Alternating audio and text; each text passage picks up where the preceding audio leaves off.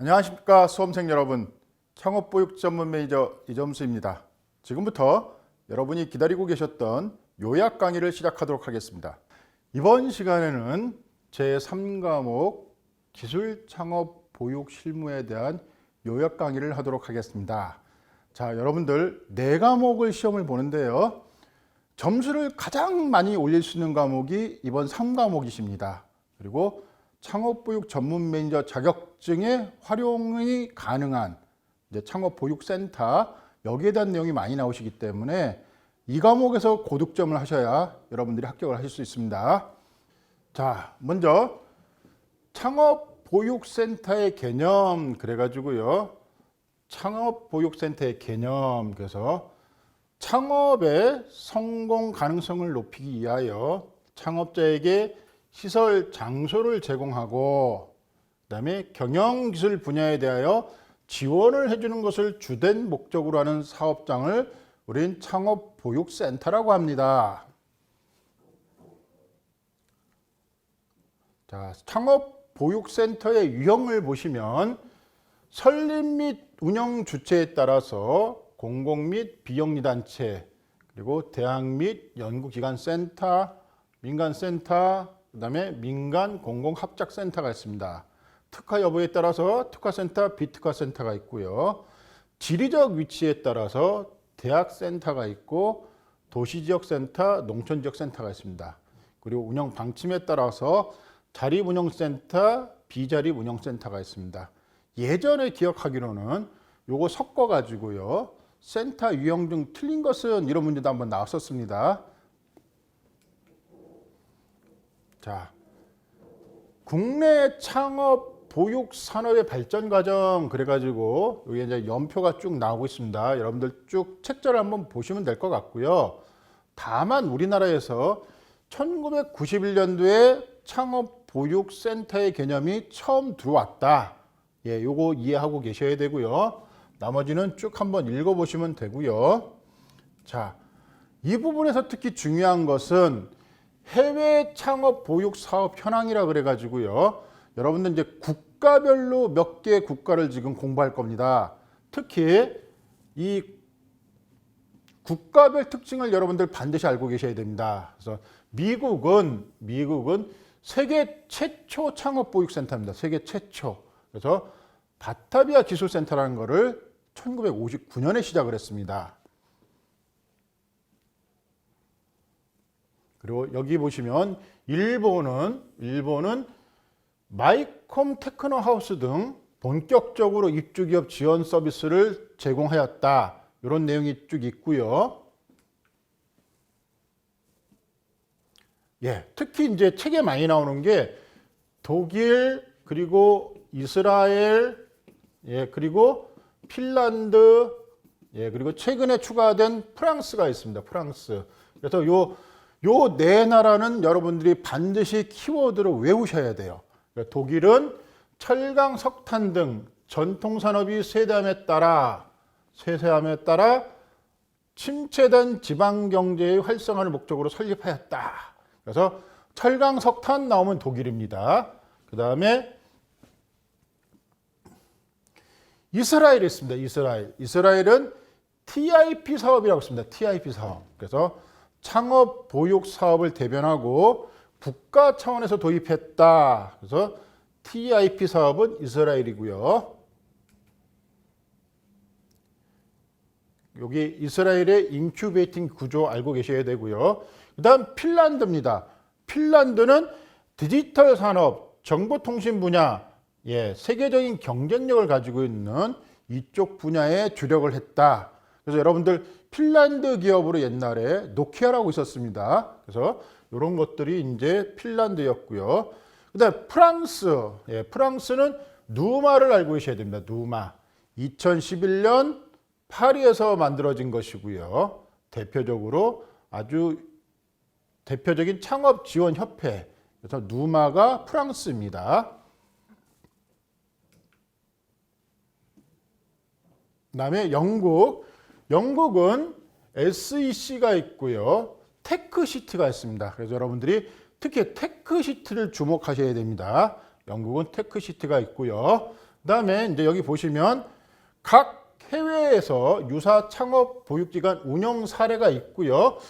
운영 사례는 그냥 여러분들이 이런 정도가 있다 정도 이해를 하시면 될 것 같습니다.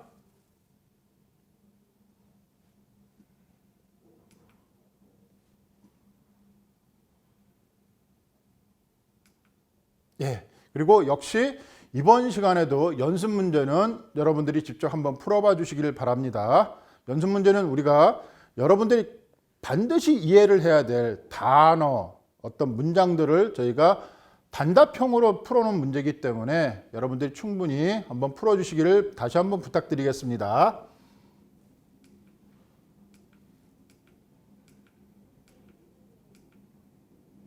자, 그리고 이번 시간에는 창업보육센터의 기능과 운영 시스템에 대해서 알아보도록 하겠습니다. 먼저 창업보육센터의 기능 그래가지고요. 슌페터 나왔습니다. 여러분들 슌페터가 우리 1과목에서 공부하셨죠? 슌페터가 무슨 얘기를 했나요? 창업이란 무엇이냐? 그 다음에 기업가 정신에 대해서 슌페터 얘기했습니다. 반드시 알고 계셔야 되고요. 슌페터는 창업보육센터의 기능을 신기술과 신제품의 개발, 새로운 시장의 발견과 유통경로의 창안, 새로운 공급원, 신공정의 개발 등의 혁신을 통한 부가적 가치 창출하는 것이다 라고 얘기했습니다. 그리고 창업자의 창업에 필요한 자원은 물리적 공간, 네트워크, 경영 능력, 그다음에 사무지원 서비스 등으로 지원 수행을 하는 것이 창업보육센터다. 여러분들 충분히 알고 계셔야 되고요. 그 다음에 여기 이제 창업보육센터의 역할 3가지가 있습니다. 3가지. 여러분들 3가지라 문제 내기 어렵다 이렇게 생각하지 마시고요. 반드시 나옵니다. 그래서 창업보육센터의 역할, 경제적 역할. 그래서 여기 보시면 경제적 역할. 그래서 기업가의 정신 고취를 통해 창업을 촉진하고 신규 기업을 보육하여 이들의 생존율을 높인다. 낙후된 지역 경제를 발전시키고, 그죠? 기존 산업의 쇠퇴에 대응하여 새로운 산업을 육성한다. 이게 경제적 역할이라는 것이고요. 그 다음에 벤처기업 활성화. 그래서 신기술 기반의 벤처 사업을 육성해서 기업의 생존율을 제공합니다. 그리고 기업가 정신을 함양을 통한 창업 촉진을 합니다. 그래서 이런 것이 벤처기업 활성화에 들어가고요. 그 다음에 이제 3번째로 지역 연계 역할을 한다. 그래서 지역 연계 역할은 뭐냐? 대학의 지역 연계 및 동반 성장을 위한 역할을 강화하고 있다. 그래서 여기 보시면 대학 및 연구소, 정부 및 지자체, 그리고 기업 이렇게 해서 3가지의 역할이 있다. 그리고 이 역할을 이렇게 문장으로 풀어서 설명하면서 경제적 역할은 뭐 이런 것이 있다. 지역 연계 역할은 이런 것이다. 근데 잘못 맞춰놓는 거죠. 그래서 고르는 문제가 나옵니다. 그래서 3가지 역할은 반드시 외우고 계셔야 된다. 그 다음에 이제 발전 단계 및 운영 모델이 있는데 여기서 스트로백과 테리의 창업보육센터 발전 단계 그렇게 해가지고요. 여기 보시면 이제 5세대까지 각 세대별로 발전 단계를 5가지로 나눠놨습니다. 그래서 1세대에서는 창업 장소 제공, 수동적 사업 지원, 공유 서비스에 중점을 뒀다라고 하면 2세대에서는 수동적 사업 지원은 주도적 사업 지원으로 바뀌었고 비즈니스 코칭이 추가가 됐습니다. 그래서 각 세대별로 특징을 쭉 설명을 하고 있는데 요거 세대별 발전 순서에 따른 그 주요 특징입니다. 여러분들이 세대별 특징을 반드시 알고 계셔야 된다. 왜냐? 스트로백과 테리의 창업 보육 단계 설명 중 틀린 것은 이런 문제가 나온다는 겁니다. 그래서 이거 반드시 특히 5세대에는 그 기능이 되게 많죠. 특히 글로벌화, 가상화 서비스, 그 다음에 특화된 기술 창업 교육, 특정 산업 특화 이런 것들이 계속 추가되고 있다. 여기 보시면 여러분들이 기존 1세대 3개에서 하나씩 추가가 되고 있죠. 자 보시면 우리가 표시를 해놨습니다. 그래서 표시해 놓은 것들을 특히 여러분들이 그 세대의 특징이기 때문에 반드시 외우고 계셔야 된다. 이렇게 말씀드리겠습니다. 자, 각 세대 발전 단계에서 추가된 기능. 그래서 다시 한번 앞에 표에서 여러분들이 조금 혼동이 있을 것 같아서 저희가 다시 추려놨습니다. 그리고 반드시 알고 계셔야 되는 거죠. 자, 그러면 창업보육센터를 어떻게 운영하는지 운영 시스템에 대해서 우리가 알아보자. 그래서 먼저 창업보육센터의 운영 시스템에 기본 모형이 있습니다. 기본 모형. 그래서 일반 모형 3대 요소 그래가지고 운영자, 입주자, 투자자가 있습니다. 그래서 입주자는 보육료 자문료를 운영자한테 내고 있고요. 운영자는 어떻게 하나요? 입주자한테 경영 지도를 해주고 기술 지도를 해주고 시설을 제공해 줍니다. 그리고 투자자는 이 운영자가 잘 운영할 수 있도록 시설과 운영 자금을 해주고요. 운영자는 거기서 나온 투자를 다시 수익을 주는 조건이죠. 그래서 결국은 운영자와 입주자, 투자자 간의 이 삼각관계를 여러분들이 표로 이해를 하고 계셔야 됩니다. 그래서 창업보육센터 운영 시스템의 주요 요소, 이렇게 해서 이제 몇 가지가 주어지고 있습니다. 이거는 가끔 나와지는 문제입니다. 가끔 던져져 가지고 창업보육센터의 운영 시스템이 아닌 것은 뭐 이렇게 가끔 나옵니다. 그래서 목표, 미션 있어야 되고요. 운영 정책이 있어야 되고, 조직 구조가 있어야 되고요. 자원, 지원 서비스, 그다음에 외부의 연계는 어떻게 하고 있는지 그 세부 특성 여러분들이 알고 계셔야 된다. 그래서 이렇게 말씀을 드리겠습니다. 자, 그리고 창업보육센터의 목표, 경제개발, 기술사업, 경제발전, 기술사업화, 이익창출, 기업가 정신, 고양이 있고요. 그 다음에 여러분 점수를 주는 문제가 제일 많이 나오는 게 조직구조입니다. 창업보육센터의 조직구조, 센터장, 매니저, 운영위원회나 이사회, 그리고 자문위원회가 있는데 여기에 이제 센터장, 매니저의 자격을 묻는 문제가 가끔 나옵니다.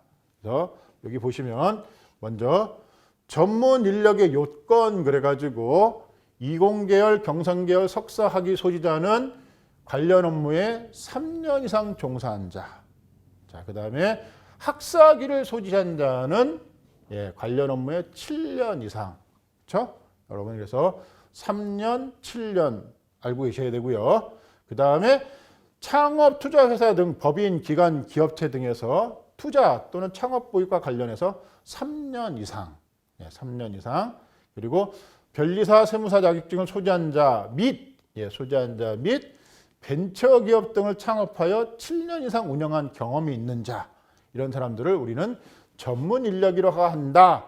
근데 여기서 왜 갑자기 전문 인력 요건이 나오냐 하면 센터를 운영하기 위해서는 전문 인력이 반드시 필요하다라고 언급이 되어 있단 말입니다. 그래서 전문 인력의 요건이 먼저 맞춰져야지만 그걸 전문 인력으로 봐준다 이런 뜻이에요. 그래서 여러분들이 전문 인력에 대한 내용을 정확히 알고 계셔야 됩니다. 자, 그리고 센터장은 BI 사업 지원 프로그램 총괄 및 조정이고요. 임기는 2년 이상이에요. 그리고 그 기간은 사업자의 내규로 정합니다. 센터장이 교수인 경우는 수업 시수 배정, 학교에서 강의를 해야 될 수업이 있잖아요. 수업 시수. 그다음에 연구 실적 산정 등에서 입주 기업 보육 성과를 반영해야 됩니다. 반영해야 되고요. 그다음에 아까 매니저는 창업 보육 전문 매니저 자격증을 소지한 자, 지금 여러분이 시험 보시고자 하는 이 자격증을 따셔야 창업보육센터의 매니저로 근무하실 수 있다 이겁니다. 그래서 창업보육 전문 매니저 자격증을 딴 사람은 반드시 1명 이상 있어야 된다. 3명 이상. 그리고 자, 이 매니저의 해당 조건을 보시면 여러분들 매니저의 해당 조건을 보시면 보육센터 3년 이상 근무 또는 상근 고용인은 5명 이상 업체에 또는 연구원 근무 경력이 7년 이상인 자, 전문학사고요. 그다음에 학사 학위자는 보육센터 2년 이상 근무, 상시 고용인은 5명 이상 업체, 연구원 근무 경력 5년 이상이고요. 석사학위는요. 석사학위는 이 학과, 관련 학과를 졸업하면 되는 거고요. 관련 학과가 아닌 경우에는 보육센터 근무 1년 이상 또는 5명 이상 업체에 3년 이상. 자, 여기 보시면 3년, 7년, 2년, 5년, 1년, 3년 이렇게 되어 있습니다. 그리고 박사학위 소지자는 그 학과만 맞으면 매니저로 근무할 수 있다. 이렇게 되어 있는 겁니다. 그리고 우리가 이제 매니저의 종류를 3가지로 분류하는데 근무 경력에 따라서 자, 선임 매니저는 총 근무 경력 7년 이상. 그죠? 그다음에 전임 매니저는 5년 이상. 그리고 주임 매니저는 5년 미만 이렇게 되어 있습니다. 그리고 전문위원은 여기 이제 운영위원회와 자문위원회가 있습니다. 그래서 창업보육 관련 주요 사항을 심의하고요. 임기는 2년 이상 되어 있습니다. 그다음에 이건 운영위원회고요. 자문위원회는 기술의 경영 기술지도 지원을 상시적이고 원활하게 진행하기 위해서 각종 자격증을 가지신 분들, 그렇죠? 경영지도사, 변리사, 세무사, 공인회계사, 법무사, 기술거래사 이런 자격증을 가진 분들이 자문위원회에 들어갈 수 있습니다. 그래서 창업보육센터의 자원은 인적, 물적, 재무자원이 있고요. 그 다음에 이제 요거 운영 시스템 관리, 그래서 요거 가끔 나오는 문제인데요. 여기 보시면 운영 조직, 규정 관리, 보안 관리, 운영 평가 관리 그래가지고 각 시스템별로 특징을 언급해 놨습니다. 이게 이제 매번 나오는 문제는 아니고요. 가끔 한 번씩 이렇게 감초처럼 운영 시스템 관리와 관련해서 해당하지 않는 것은 이렇게 나옵니다. 근데 이제 우리가 특히 관과하는 게 보안, 그러면요. 기업의 고유 정보와 기밀 사항을 안전하게 보호하기 위한 시스템의 필요성과 방법. 근데 우리가 이제 보안은 사실은 창업보육센터뿐만이 아니라 모든 회사가 다 보안이 중요하죠. 특히 요즘 고객 개인정보와 관련돼서 민감하지 않습니까? 그래서 보안은 아니다라고 생각하시는 경우가 종종 있다는 얘기죠. 그걸 또 시험 문제에 내요. 그래서 여러분들이 운영 시스템 관리에 보안 관리가 있다. 이건 반드시 알고 계셔야 되고요. 연습 문제는 마찬가지로 여러분들이 직접 풀어보시는 걸로 하고요.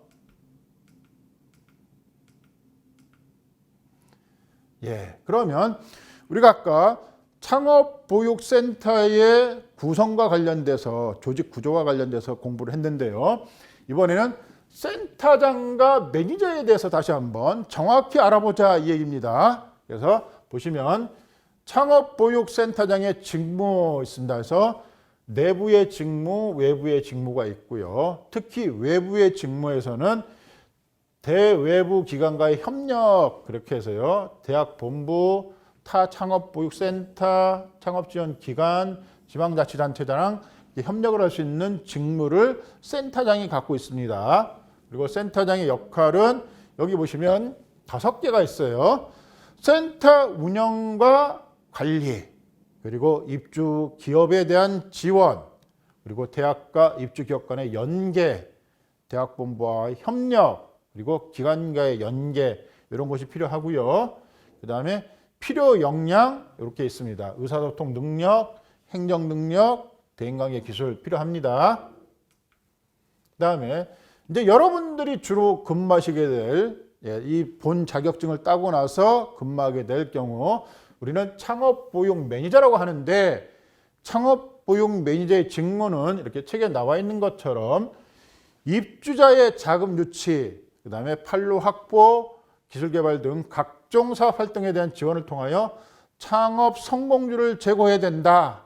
두 번째, 신기술 및 아이디어를 가진 예비 창업자 및 성장 잠재력 있는 초기 창업 기업을 입주에서부터 졸업할 때까지 보육 지원 관리하여 해당 창업자가 시장에서 경쟁력을 갖춘 기업으로 정착, 성장할 수 있도록 도와줘야 된다. 누가?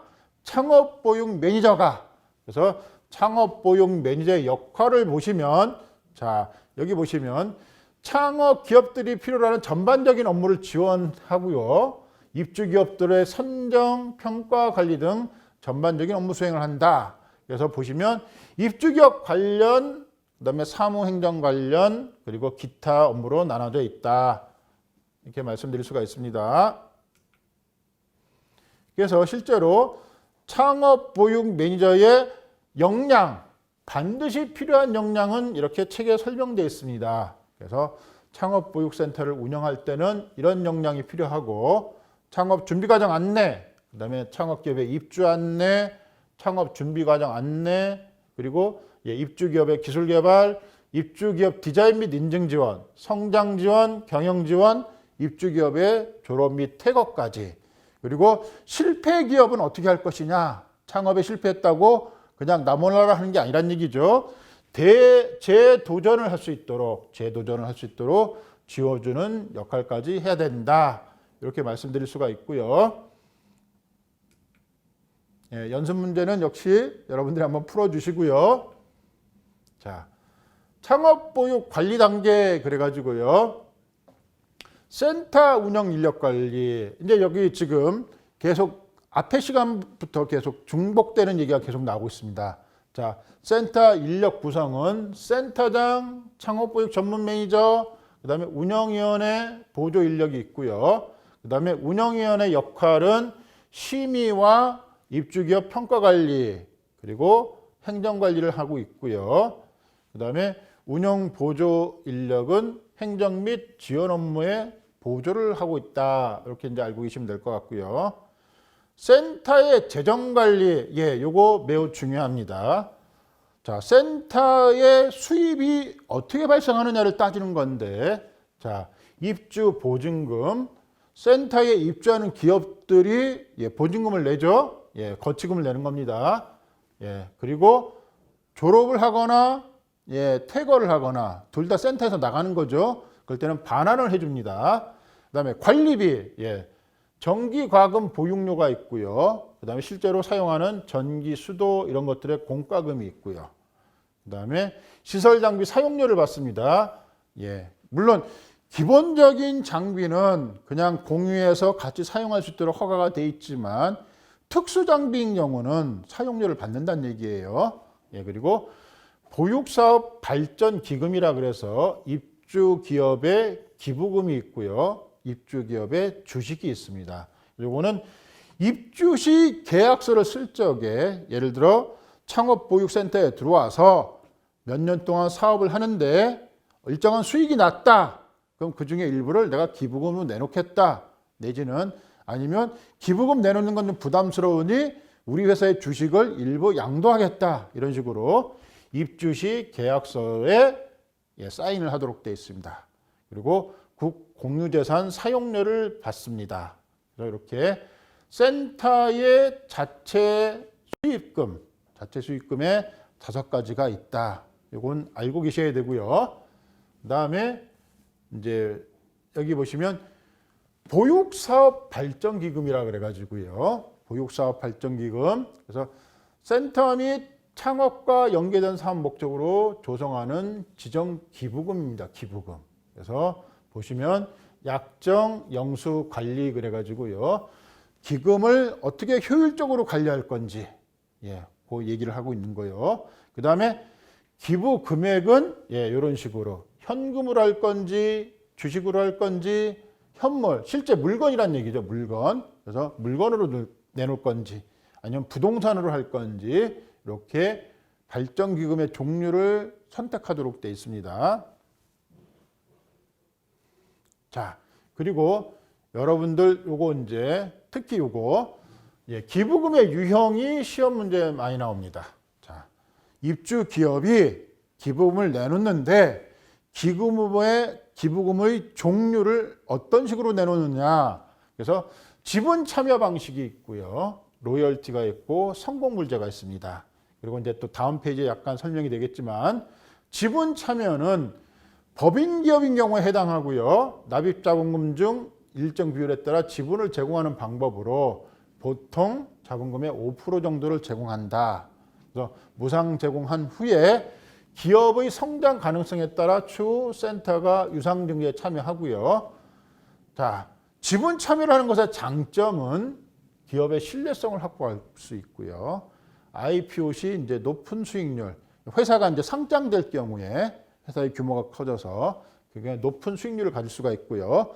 단점은 이 창업 보육센터에 들어온 기업이 다 성공하면 좋겠지만 성공 못하는 경우가 일부 있다 이겁니다. 안타깝지만. 그래서 지분 수익의 실현이 낮고 졸업 후 지분 및 기업 관리에 문제가 발생할 수 있다. 장단점 알고 계셔야 되고요. 로열티는 정기적으로 현금이 수익이 발생하는 거죠. 예. 근데 단점이 창업 초기에는 매출액과 손익분기점을 상회하는 기업이 없죠. 예, 잘 안 되니까요. 그렇죠? 이런 경우에는 로열티가 제대로 안 들어오겠죠. 예, 그래서 그런 문제가 있고요. 성공 물자는 창업에 성공했을 경우 회사가 현금이나 주식, 스톡옵션 방식으로 제공하는데 단점이 그럼 어떤 걸 성공했냐라고 얘기할 거냐. 이게 이제 애매한 거죠. 예를 들어 매출액이 얼마 이상 늘었냐 아니면 이익금을 얼마나 냈냐 이런 걸 가지고 얘기를 하는데 업종별로 성공의 기준이 조금 틀리잖아요. 그죠? 창업을 한 사장님의 성공 기준하고 또 창업보육센터가 생각하고 있는 성공의 기준이 조금 틀려요. 그래서 성공물자의 단점이 이런 게 있고요. 그 다음에 마지막으로 정기납부라는 게 있습니다. 정기납부. 예, 정기납부는 기업의 규모, 계약 면적 등에 따라 금액을 정해서 일괄적으로 납부하는데 1년에 한 번씩 내는 방법이 있고요. 반기에 한 번, 6개월에 한 번 내는 거예요. 그래서 장점은 입주일에 비례하여 매년 일정의 현금 수익이 발생하는 장점이 있지만 역시 단점이 있어요. 성과에 근거하지 않기 때문에 초기 기업은 경제적으로 부담을 많이 느낀다. 그래서 이런 4가지의 방법에 대해서 여러분들이 명확하게 구분할 수 있어야 된다는 겁니다. 그래야 시험 문제를 풀 수 있습니다. 그다음에 센터 시설 및 장비 관리는 여러분들이 한번 쭉 읽어보시면 될 것 같고요. 그다음에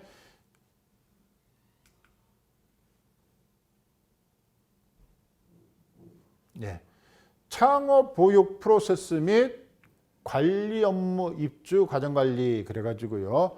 창업보육센터가 창업 기업을 선발해서 입주시키고 관리하는 과정을 한번 보시면 첫 번째, 먼저 입주관리입니다. 입주관리. 그래서 입주관리는 이런 프로세스로 이루어진다. 그래서 모집 공고를 내고요. 입주 신청서를 작성하고 서류 심사를 합니다. 어디서? 운영위원회에서. 그리고 발표하고요.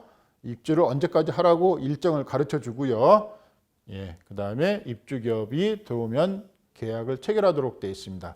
그래서 여기 보시면 이제 간혹 시험 문제가 이런 게 나와요. 입주기업 모집 계획에 대해서 설명한 것 중 틀린 것은 그래서 정기 모집은 연중 1, 2회 할 수 있고요. 수시 모집은 공실이 생겼을 경우에 수시로 모집을 할 수가 있어요. 그래서 간혹 이렇게 이제 여러분들이 이런 건 자세히 안 보고 있는 거죠. 그러니까 그런 것 때문에 가끔 이런 문제를 낸다는 거예요. 왜? 합격을 안 시켜야 되잖아요. 시험 보는 쪽에서는.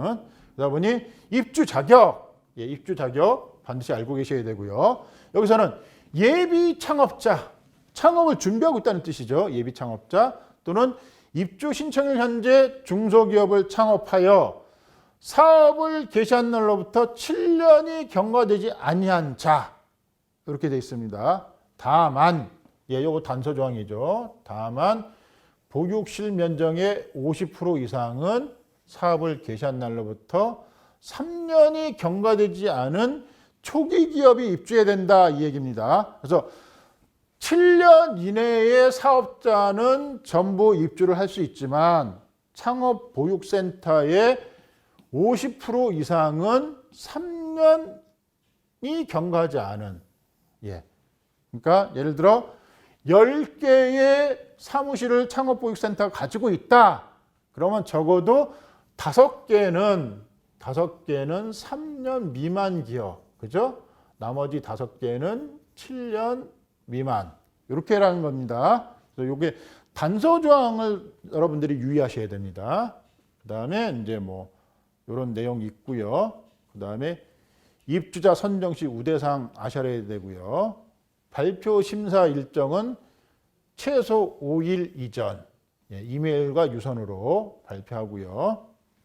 그다음에 계약 체결은 뭐 이렇게 일반적인 내용이 있다. 그래서 일반적인 내용은 입주 기간, 그다음에 입주 공간, 어디에 입주할 건지 메토 있죠. 그다음에 공간, 보증금 및 부담금은 어떻게 할 건지, 그리고 아까 발전기금 얘기했었죠, 우리가요.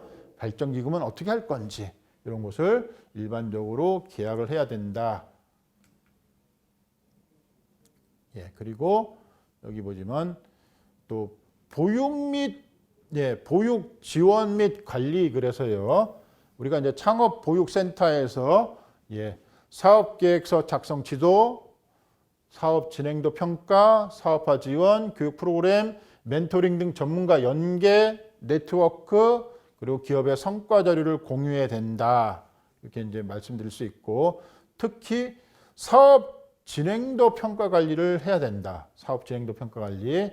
그 필요성은 기업의 전반적인 경영 성과와 재무 상태를 확인해야 되고, 성장성 여부를 진단하기 위해서 사업 진행도 평가 관리를 한다. 평가 관리하는 방법에 대해서 여기 보시면 평가위원은 센터 운영위원 및 외부 전문가로 위촉되어 있다. 이렇게 이제 내용을 알고 계셔야 될 것 같고요. 진행도 평가 프로세스 나와 있습니다. 보시면 될 것 같고요. 그 다음에 평가 등급별 조치사항, 그래서 3가지 있습니다. 평가를 했는데 이 회사가 양호하게 나왔다, 보완을 해야 될 게 나왔다, 아니면 위험하다고 평가를 했다. 특히 위험하다고 평가를 한 경우에는 대표자 면담 후 퇴거 결정이에요. 퇴거. 우리가 이제 뒤에서 배우겠지만 졸업과 퇴거가 있어요. 창업보육센터에서 나가는 경우에. 그래서 졸업은 정상적으로 성장을 해서 밖으로 나가게 하는 거고요. 퇴거는 어떤 조건이 안 맞았을 때 쫓아내는 걸 퇴거라고 그래요. 네, 여기서 평가 등급이 위험으로 나오면 퇴거하도록 되어 있고요. 퇴거 또는 단기 입주를 연장하고 3개월 후에 재심의하는 과정을 거칩니다. 여러분들이 이 내용도 알고 계셔야 될 것 같습니다. 그다음에 사업계획서 작성하는 방법을 지도해 줍니다. 창업 입주 기업이 또는 예비 창업자가 사업계획서를 작성할 때 창업자의 입장에서는 이런 목적으로 사용하겠지만, 우리가 계속 배우고 있는 이해관계자들이 사업계획서를 봤을 때는 그 내용이 틀리죠. 그래서 투자자 입장에서는 어떻게 작성을 해야 되는지 이런 거 가르쳐줘야 된다는 얘기죠. 그리고 작성 시 유의사항 그래가지고요. 여기 보시면 투자 유치용, 정책자금용, 정부 출연 및 평가용 이렇게 나눠져 있고요. 특히 사업계획서 작성 관리 프로세스를 이렇게 책에 표시해 놨습니다.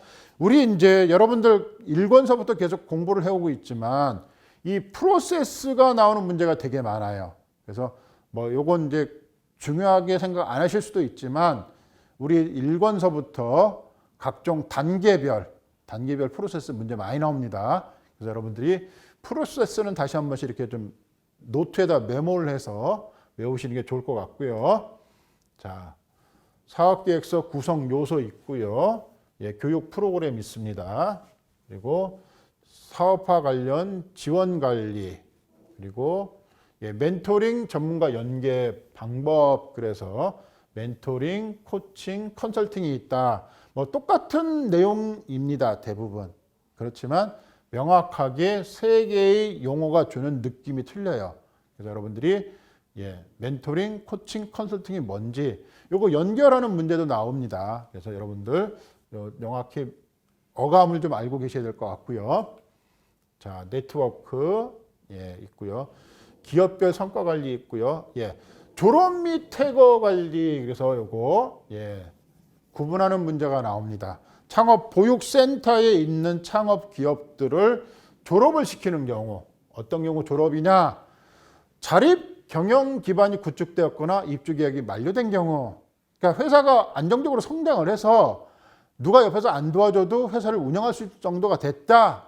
그러면 졸업이다. 이렇게 얘기하는 거예요. 졸업. 그래서 입주 개시일로부터 3년이 경과된 경우에는 30일 전에 졸업 신청서를 제출받아서 졸업을 시켜야 되고요. 퇴거는 아까 말씀드린 것처럼 신용 등급 있죠. 평가 등급 위험으로 나온 경우. 그죠? 그다음에 창업 전망이 불투명하거나 입주 계약 위반으로 계약 만료 이전에, 그리고 북새 체납, 부도 등으로 인한 강제 집행 파산, 화의 개시, 회사 정리 개시, 경매 절차 이런 것들, 그렇죠? 법적으로 어떤 규제가 있을 때, 그렇죠? 그다음에 창업 보육센터의 어떤 재규정을 위반한 경우, 그다음에 아까 우리가 본 사업 진행도 평가 결과에 위헌 판정을 받은 경우, 이런 경우는 퇴거를 시킨다. 그래서 졸업과 퇴거는 반드시 구분하실 수 있어야 된다. 이렇게 말씀드리고요. 그다음에 졸업 후 관리, 한번 쭉 읽어보셔야 될 것 같고요. 특히 졸업 이후 관리의 범위, 요게 있습니다. 그래서 이런 거 쭉 알고 계셔야 되고요. 연습 문제 여러분이 풀어보셔야 될 것 같고요.